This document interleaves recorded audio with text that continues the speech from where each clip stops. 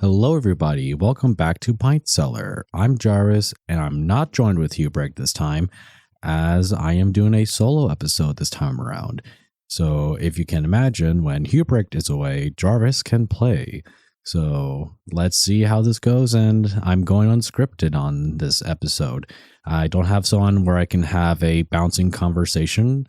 I figured I want to try doing a solo podcast episode this time around, and hopefully I can grind some more content instead of doing a episode once a month. Maybe something I can keep in mind for 2026. But enough rambling about that. I want to look back on one of the episodes that I have done, which I felt like really helped out with the algorithm, which is Trench Crusade. And you can tell I made a separate playlist containing like YouTube shorts about the subject and YouTube shorts based off the episode that me and Hubrecht had covered about Trench Crusade. And if you haven't watched that video yet, then here's the link for it. I want to say I give it saving grace. He's not so forgiving about the decisions Trench Crusade has made for its, direction and how they build their world, even present the world. I just want to say, Trench Crusade, I don't hate you. It's just sometimes I think you're stupid. Now, I'm not going to say have a pointless argument when comparing 40K. That's a hopeless discussion that I think is not going to go anywhere. Because it's not fair comparing Trench Crusade to 40K, because Trench Crusade is a independent thing compared to a $1 million company. I'm going to assume it's $1 million company. It has to be $1 million company. That's not exactly a fair competition. So there's no real point to it. It's just at the same time too, I can understand why people, when 40K was being dumb for a time and is still being dumb for a time, when he heard about the one guy on Twitter who was sharing like a post about if you think 40K is annoying for a bit, or if you're currently thinking that 4K is annoying, then here's an alternative you could enjoy called Trench Crusade. And I think by the art and the appeal, it immediately grabbed people because World War I trench warfare mixed with the Crusades. It's like that sounds really fun. That sounds really cool. And with the art with the art that they have done, it looks cool, and it certainly grabbed me for attention and appeal. I'm just going to say right now, Trench Crusade got successful before it got that attention when 40K was being stupid, and is still being stupid. So when people were saying, let's boycott Trench Crusade, well, it's like, well, you were never interested in Trench Crusade in the first place, so what's that boycott going to do? But at the same time, like me and Hubrecht talked about in that episode, they kind of made decisions where it's like, you're so quick to say face on Trench Crusade that at the same time too, you kind of you're sort of vulnerable with the spotlight. But at the end, I can understand why they just wouldn't want certain tractors into getting to Trench Crusade, because like, well, this is not what Trench Crusade is about. So don't go thinking that it's a tradcath, very conservative setting where the cracks start to appeal, like how they want to handle the subject of religion.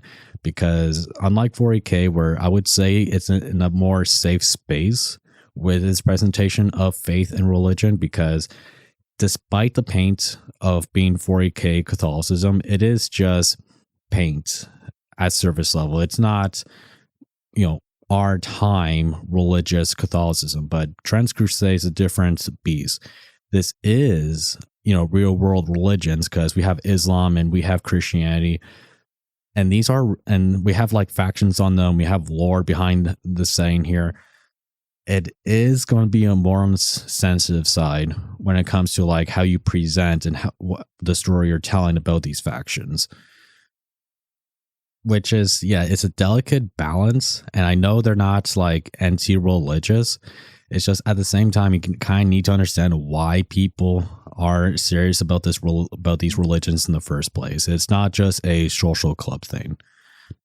And I guess to the outside perspective, that's something they won't be able to understand. But then again, it's like, well, you are tackling that beast when you're talking about, these faiths in a saying like this.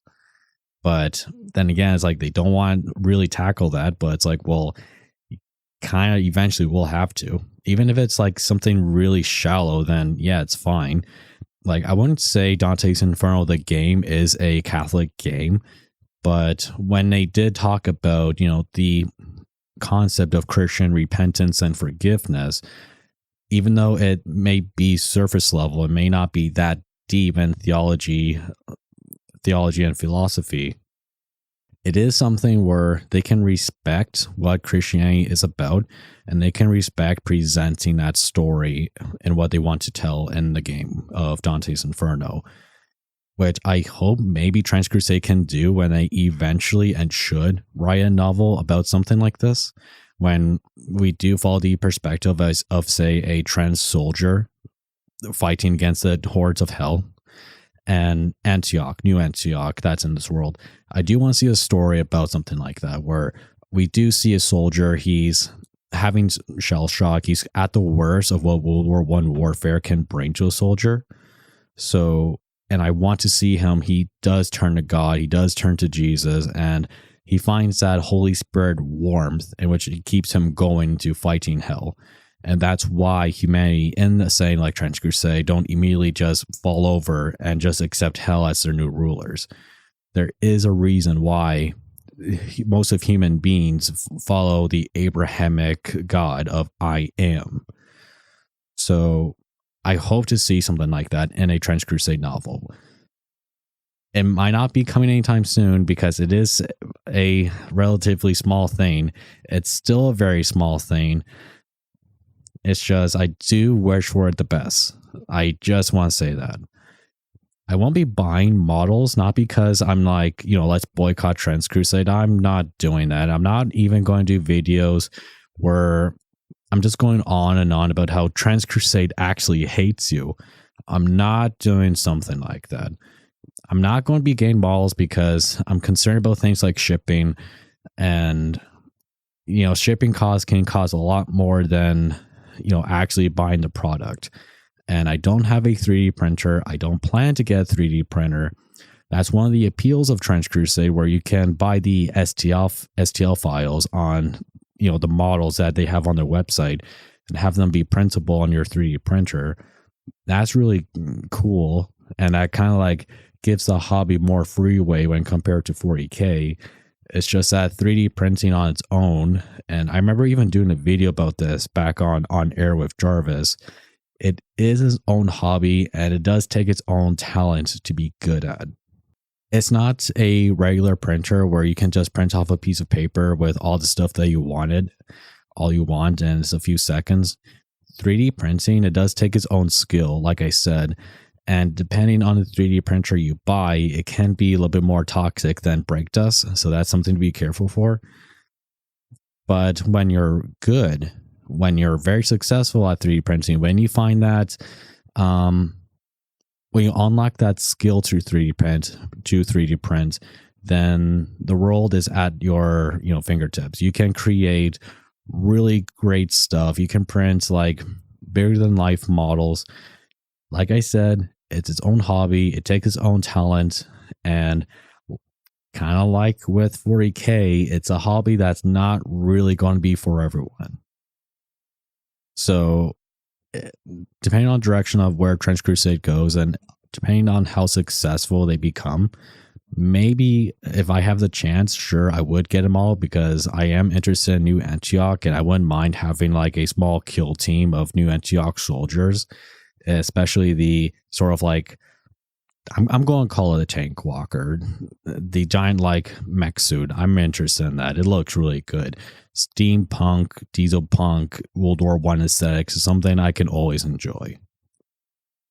It's just that at the same time too, I do understand that they're not going to be selling STL files of everything, and there's a little scandal, maybe not even a scandal, a little talk about that they're not going to be selling the STL files of the Prussian little kill team. I'm going to call it a kill team of their, hard plastic model kit that they have available, or that they're going to have available in like a box that you can buy, like a, Games Workshop box.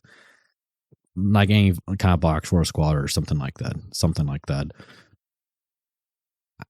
I was kind of expecting something like that. Like, I am kind of expecting that they weren't going to have STL files of every faction, because there does come the question of, well, how do we actually make money? And I'm going to admit, guys, like, when you're doing a business, you should have money in the mind. Like, you need to make what's the word I'm trying to say? You got to make a profit in a business. That's kind of like the point. People can have like all this conversation about like what it means to have a business, but at the end of the day, doing any kind of business is a lot more than just providing a service for the sake of providing a service. You kind of want to make money, and it's okay to want money. It's just, it shouldn't be by the heart. And I don't think Trench Crusade is in the same kind of boat when compared to, like, say, Games Workshop in terms of, well, how much they want to take from their customers in terms of giving. Because, 40K Warhammer fans right now aren't happy with even more price increases and how stupidly ridiculous things can be, pricey now. The models are really good quality. We're thankful they're really good quality for what we pay for.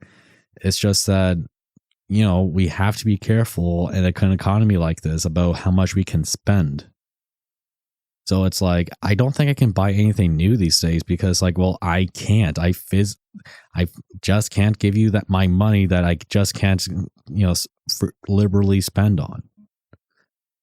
Like, I have like piles of models I have to paint right now, and hopefully when I eventually finish my exam, I can like finally, fully engage in my hobby that I have started years ago. It's just that, well, I can't really support the company anymore because I just don't have the money, and I shouldn't be expected to spend money. Not even like I should be expected to spend money, but it's like, well, I'm not buying anything new because I can't, and I just can't. I can't spend so much money anymore, because there comes a point where it's like you have to be responsible with what you're saving up for.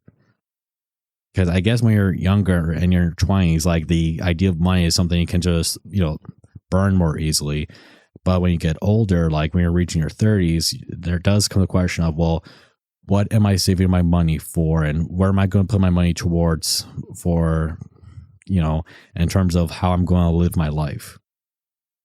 Warhammer Trench Crusade, at the end of the day, is a hobby. It's not something to turn your entire identity towards. That's what I think, but that's not what I'm talking about. It's the question of Trench Crusade. I don't hate you, Trench Crusade. I just think you're stupid. But you do seem to be doing successful with the Kickstarter that you have started. You have a successful fandom. I won't say successful fandom. That's not the word I'm trying to say. You have a thriving fandom that's, supporting you, and it has created a community of its own, which I am very impressed at and proud of when it comes to, like, say, indie development and what indie creation can lead to. So that's really cool to see.